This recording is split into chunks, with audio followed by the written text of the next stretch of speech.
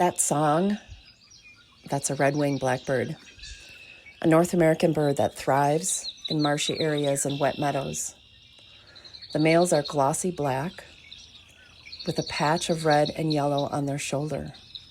For me, the trill of a red-winged blackbird takes me back to my childhood home and the marsh at the edge of our yard.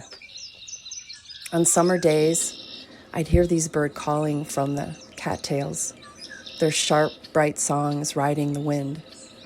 I spent so much time in that marsh, watching the water stream over rocks and curl around clusters of bright yellow marsh marigolds.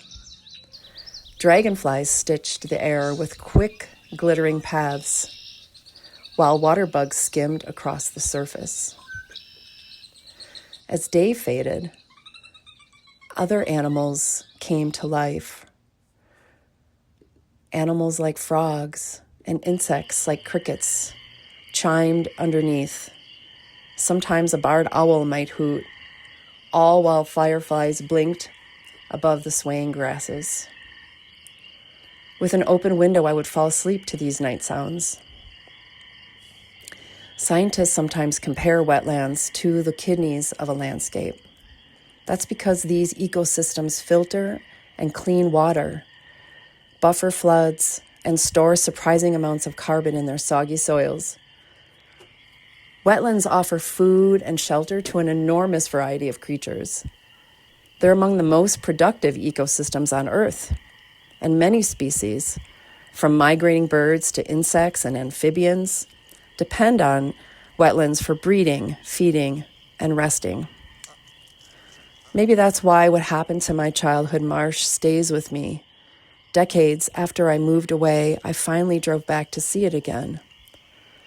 The house was there, familiar and changed at the same time, but the marsh beside it had vanished. It had been filled in, leveled, turned into another yard and foundation. Looking at the manicured lawn where red-winged blackbirds once sang and fireflies danced, I felt the absence like a held breath. The little wetland, which had given a child a place to fall in love with the living world, was gone. My marsh isn't coming back, but many wetlands are still out there, alive with night voices and doing their quiet work. Some are being restored and protected, recognized at last for the lifeblood they are. If you're lucky enough to live near a marsh, I hope you'll visit it after sunset. Listen for the frogs, watch for the flicker of fireflies on the water, listen for the hoot of an owl, and remember just how much depends on a place like this.